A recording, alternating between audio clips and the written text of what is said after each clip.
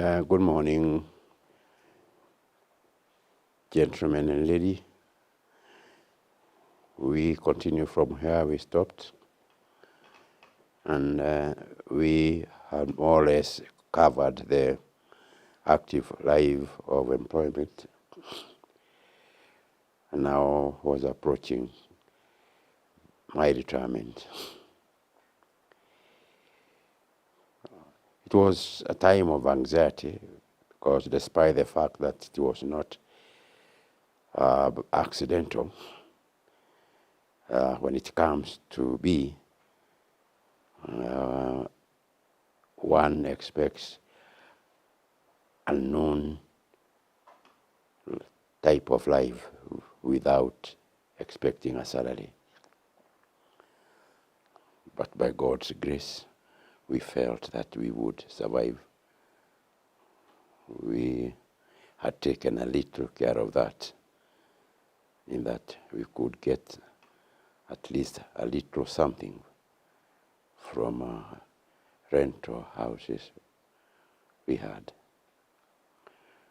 By the time I reached retirement,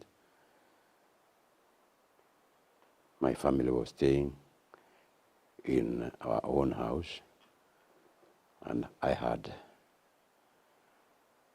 two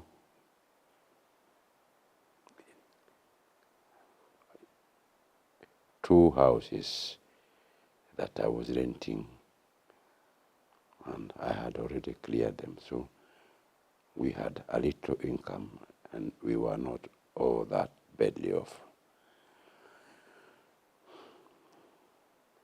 As I mentioned a little, not many knew that I have attained the retirement age, especially my immediate bosses. Those who were in the headquarters may have seen through the records, but those who worked with me and were my bosses didn't know, because they were reckoning that the time I left school and trying to count back and give me the years they thought were mine. And they were wrong, because I had lost close to 8 years. However, when the time came, I made sure that I went to the ministerial headquarters and organized with the personnel department to process my papers, even without notifying my immediate boss, who was not very friendly to me. So by the time all the papers were through and the letters came and they went through, my overall boss, the principal immigration officer, was dispatched to the person in charge of administration, who further dispatched it to the person who was in charge of the area I was working, that was Jomo Kenyatta Airport. When it reached there, the person was not happy and protested that I had processed all this without notifying him. But nothing would be reversed. In actual fact, government had already introduced a procedure where a year before your retirement, you are always reminded as you receive your payslip that you are due to retire on the date that was to come. So it would not come by surprise. But since your pay slip is a private document, we did not reveal this to others, but we knew of it. So it did not take us by surprise. And therefore, I expected it, though with anxiety. And when I gave the letter to my boss and I was trying to resist, try to go to the personnel department in the headquarters, and it was so that all was over, and even my terminal leave was approved. There's nothing much he would do, but he was not happy.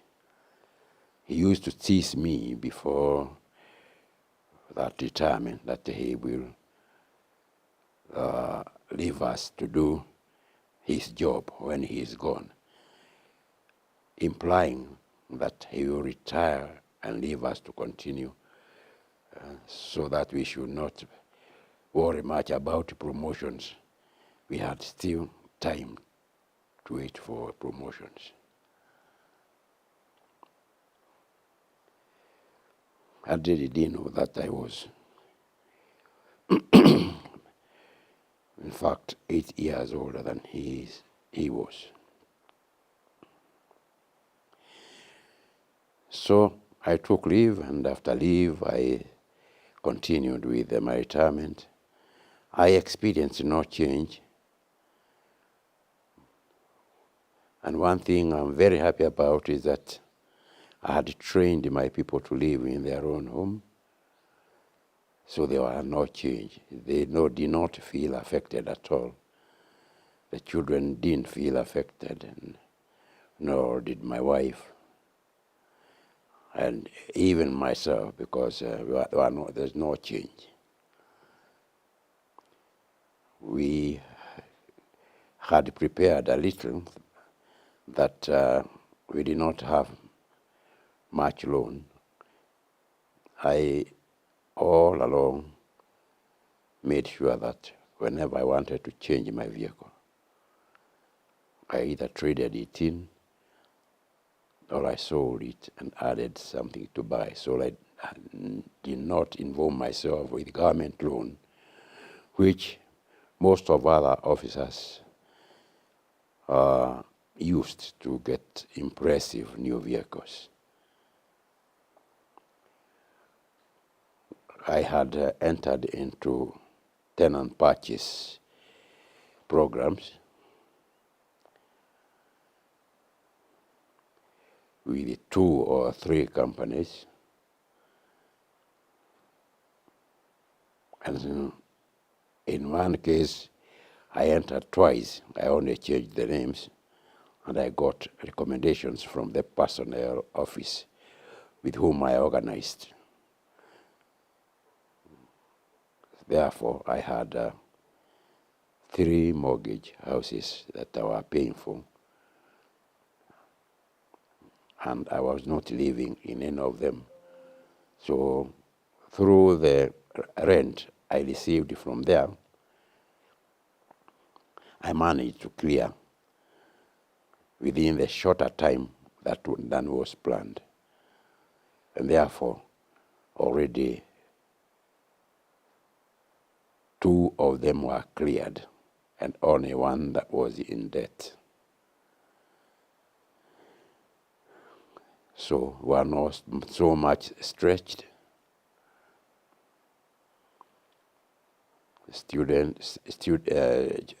Children were just about to complete school. There are those who had already completed. Others were going to the colleges. And by God's grace, we managed it. So we did not have much harassment. After all, I looked up to a change. I had very hectic time during all my working career, and I was emotionally charged because I did not expect dropping, as that was my only way of survival. But when I had to retire, I knew of it and I was ready for it. So I was looking for that change when I would be my own boss, and do things the way I chose to.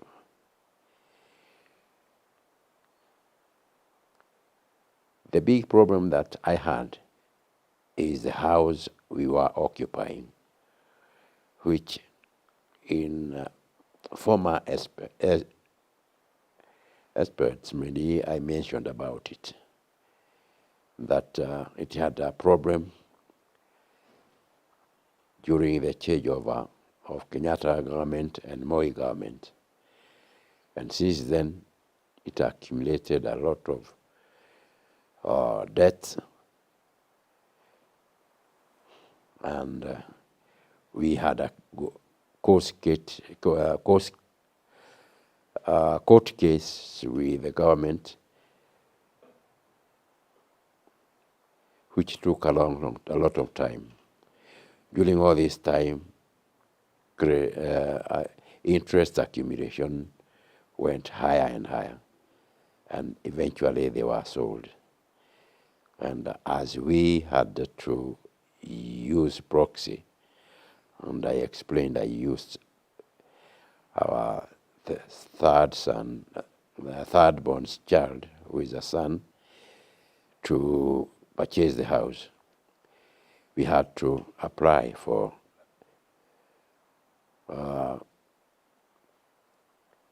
loan from one of the financial companies, and that one strained us a bit. Otherwise, life was bearable. And since then, we have managed it to date. We have not entered into any vigorous business, though we have tried subsistence farming. And very unfortunate for me is that I happen to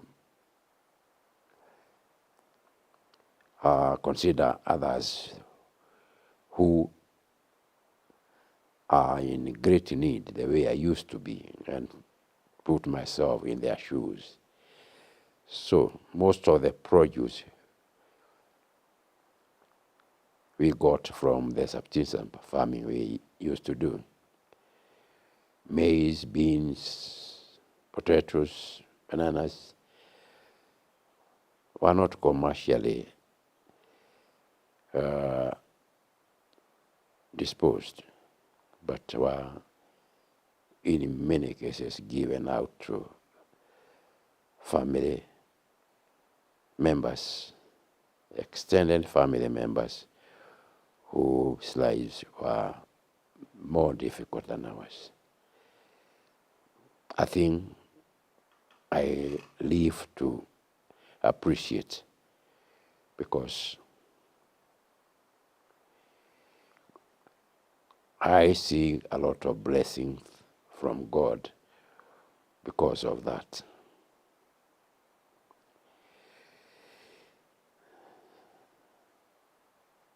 There wasn't much involvement in business, and therefore I tended to get much involved in church affairs. Luckily, I have always attached with the church, and now this time round that I had all the time for myself, I devoted most of my time in the church. My church is a Catholic, and we have an organization known as Catholic Men Association. In the area I was staying in, Langata, it falls in a deanery known as Western Deanery. And although this association had started around 1994, And I happened to have been one of those who were recruited to start. Western Deanery did not go very far. I was not in an official at all, but I happened to have attended the training. Now that I had retired, through parishes, the three parishes which were a little active, organized ourselves and decided to reorganize the association, and so we did. And therefore I was elected the chairman. We worked hard. The Western Deanery comprised of 8 parishes, and only 3 were active in the association. But during my tenure, we managed to have it started in all other parishes, other than one, which only was not commissioned, but had already accepted. That was great to my pride. I remained in that position for 12 years, despite the fact that the official allowed time for leadership is 6 years, 2 terms of 3 years. But they extended my stay, and in the final term, I was a member of the executive Diocese of Nairobi office, and it is then that we've made the structures of the association. We published the handbook, which is to date used. We started a structure of a self-help group, which part of the association, self-help project, and indeed entered into many functions. I feel proud to have been involved in that. However, I had to relinquish that officially, but not to retire, since in the church affairs, one does not retire, but fall in the back seat, and you always feel involved and sometimes consulted where necessary. And that's what I have been doing all through. I thank God that it has kept me active to date. We have recruited many people. I have always been with them, encouraging them. And I feel proud when they all refer to me, since I am more or less the only one remaining among those who started it.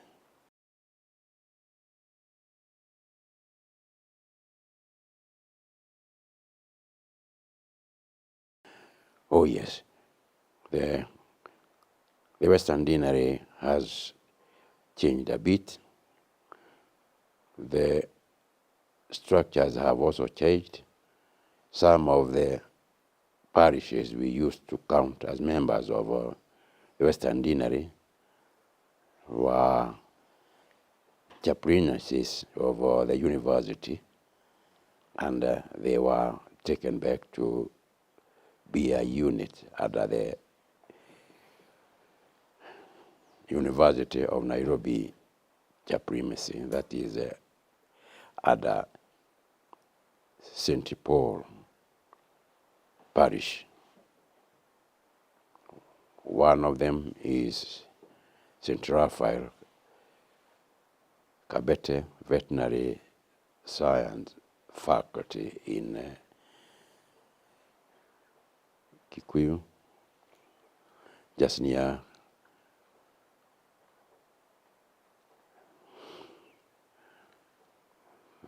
Kabete. It was given back to the university. There were others also that were cut, and the deaneries were increased. When we started, we had about 8 deaneries in Nairobi. To date, we have about 12 deaneries. It's quite a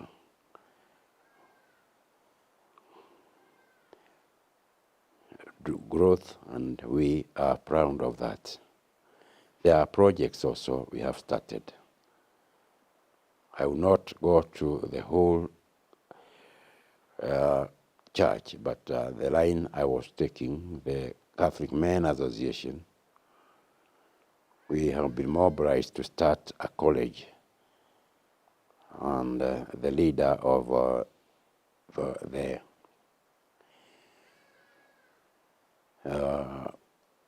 archdiocese, who retired recently. The archdiocese is a big one and is a senior and the headquarter of a country, and it is a cosmopolitan place, metropolitan, because it has got a big area. It is in charge of about 5 other dioceses.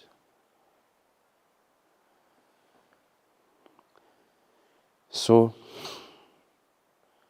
the headquarters, where I was an official member,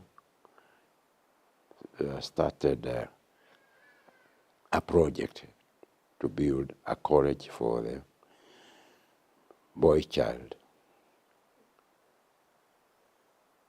We were granted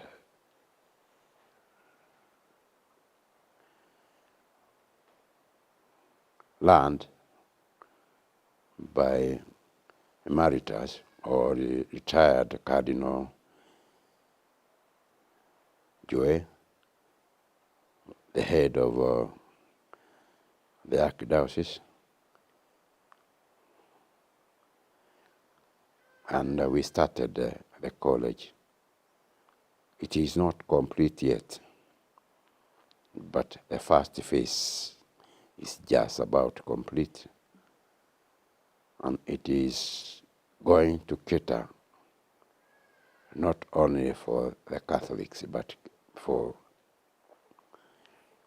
all the applicants who may apply, more so the boy child. More than that, we have started another function that is known as Beacon Boy,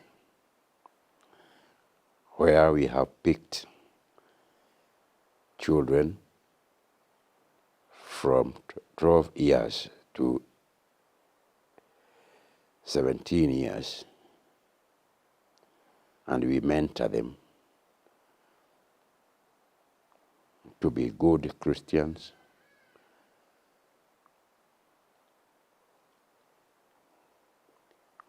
good learners, good citizens, and good workers. We have established that, and every parish has now a function of that. My parish, which is St. Michael Langata, was one of the pioneers among other 4 within the Diocese of Nairobi. And I'm proud to say it has got a number of these children who are doing very well, some of who are taken from very poor background and are assisted to get to school and to continue with many activities in a religious manner to become men and husbands, priests, leaders who would be profitable to the country.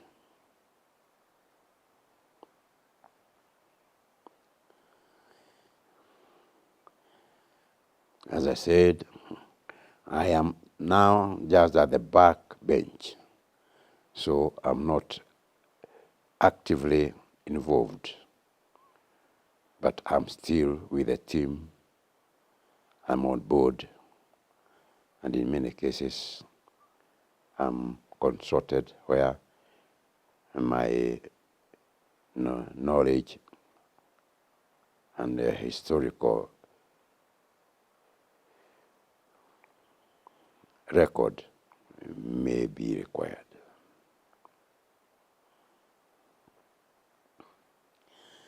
So that's what I'm doing up to now, and I thank God.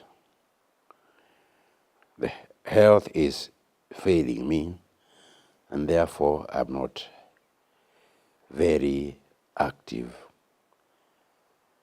as I would have liked to be. But I thank God I have managed so far, and I'm still haven't given up yet.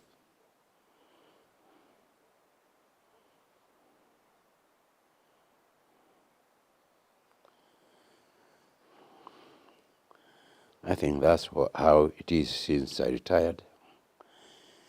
I have also tried to involve myself a bit in trying to consolidate a few properties I had tried to buy,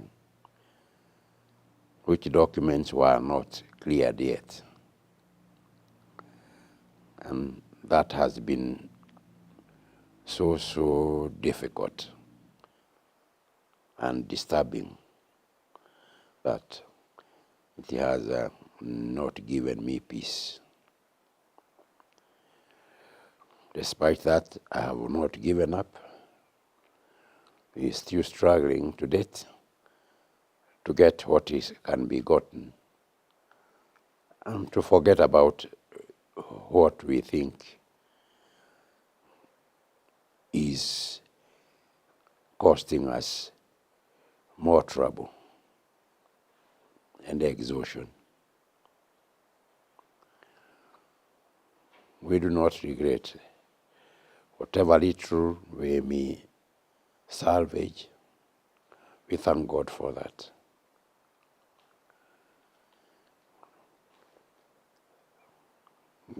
That includes the houses I had bought through the mortgage. I had not collected the title deeds, some of which had fallen to bad hands and were about to be changed. And when I tried to get them, I found there were some interferences. And we have to embark on a process to recover and to get them back. It has been a long process due to the system we are in and the way things are done in the offices, which contradicts to our belief and culture that we do not continue bribing and encouraging it, but we rely on God and hope all will be well. Whatever we may not have recovered, we still believe, since we acquired legally and in God's grace, we are not going to lose.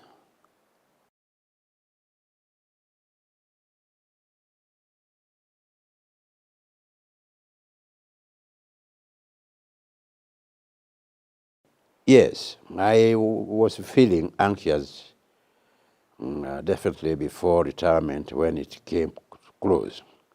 Not because it found me unaware, but though it was always mentioned and always expected. When it came to be, it was exciting because of the experiences we had, because of some references we had of those who had gone before us. And despite the fact that we tried not to fall into the problems that had befallen to many who are our predecessors, we still were not having any assurance that we are going to succeed. And that was the cause of the anxiety. One thing that encouraged me is that most of those who failed and had it very rough are those who had many loans from the government or from the banks and were still paying and had not paid. And since there was no income coming now from the salary, they got completely affected. Others are those who were living in government houses, and because of their positions, they were living in high-class houses and areas. Their families were used to that and they didn't know that that was only temporary for as long as the breadwinner was in service. So when the breadwinner retired, the house was surrendered back to the government, and some of them who had not invested elsewhere or acquired in a house elsewhere went renting houses outside. And they were used to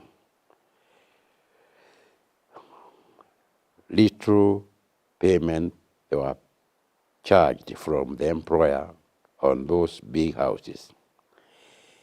So such amount of money will not get them equal size of house and in the same areas.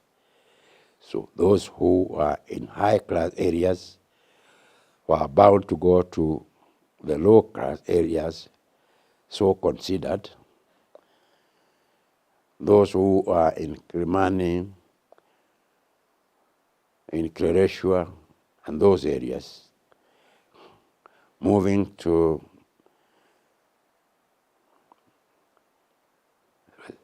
Outer Ring Road, Buruburu, and eastern areas generally, was more or less a demotion to the family, and sometimes the family became disoriented.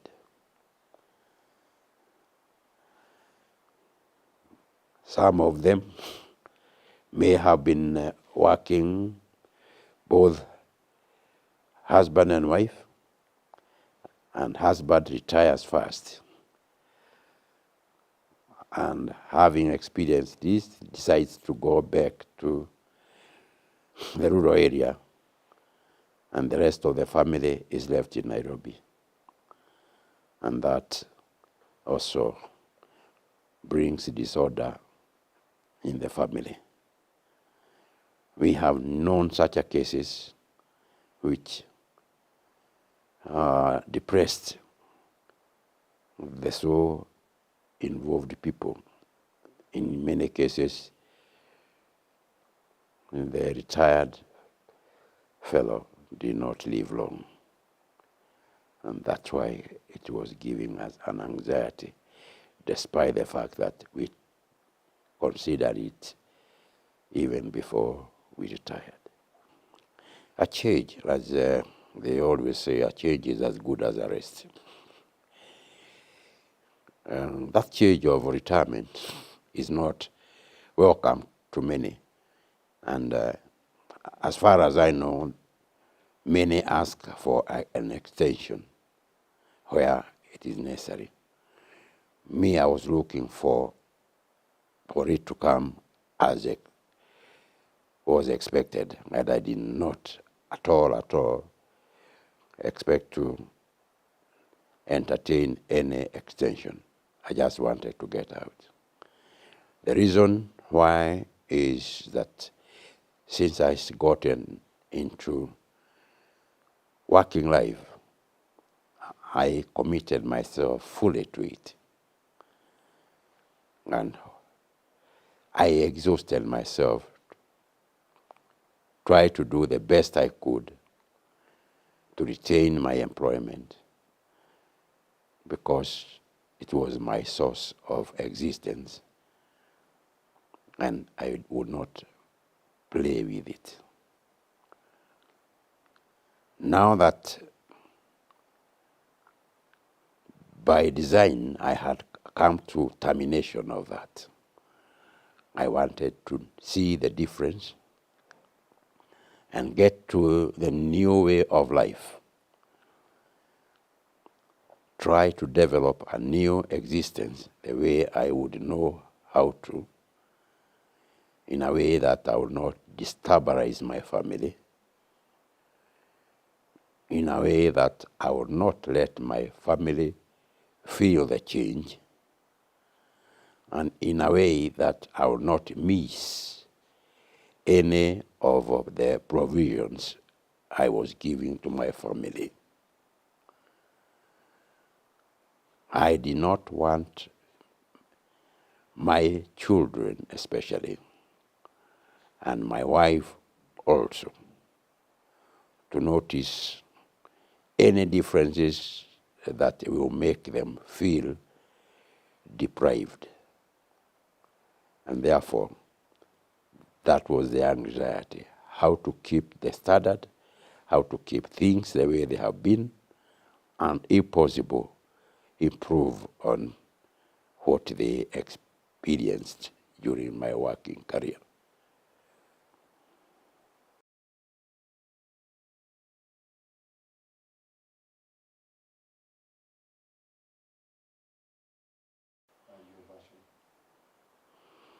Now, thank you for that question.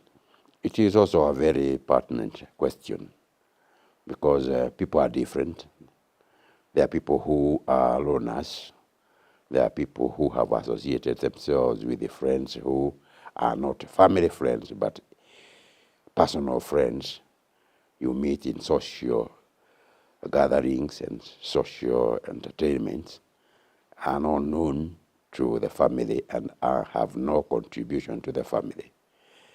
Others invest in groups who are family friends, and you become family friends. So on and so forth. And in this case, me, for one, I had a habit of associating with the people, especially people who would be of concern to me. By concern, I mean whom I will consider that they are not leading me astray. People I will consider are not giving me bad influence or trying to get me out of my course, especially the family course. I always felt very much attached to my family, and as I did not enjoy parental care during my time, having lost my father at 8 and having been brought up by a mother who didn't have any resources at all, I wanted to give all I could to my family and my children so that they become people of substance. I wanted them to have confidence.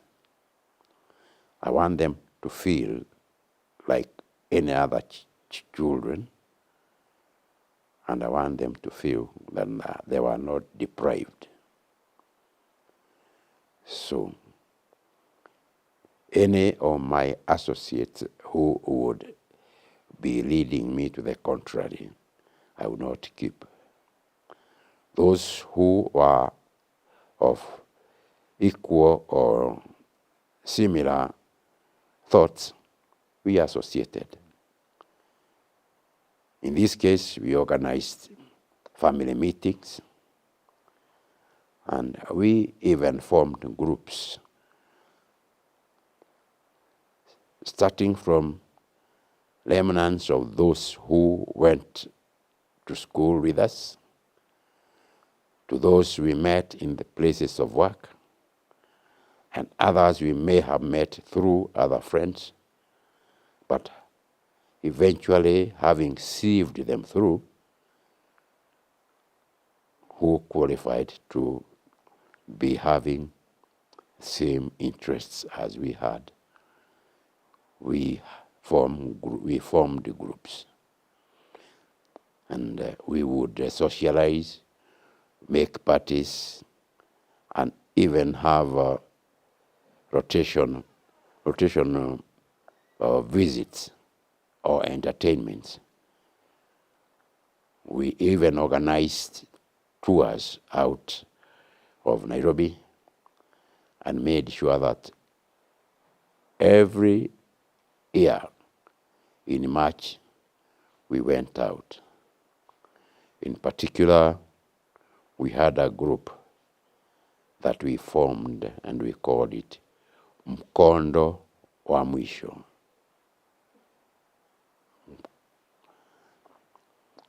I coined the name among others who had other names that they brought forward, and mine was accepted and retained. That means we are on the last lap, and therefore there was no time to waste and should not be scandalous to those who looked upon us in livelihood, lifestyle, and the rest. We had a good group. We would every month go to a family who would host us.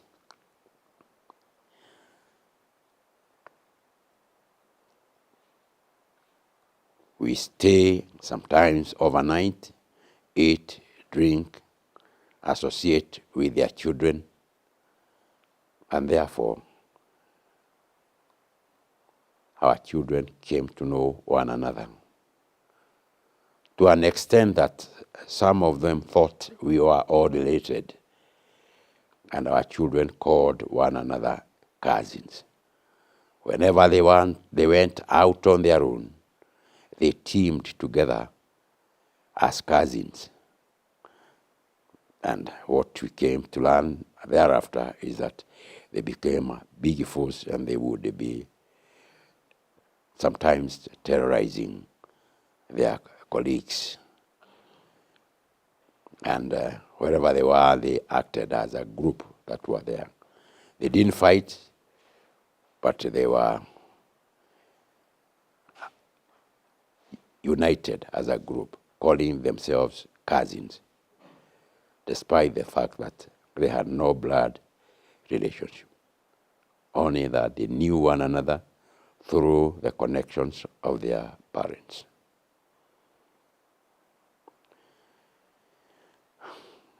That was not to be regretted, because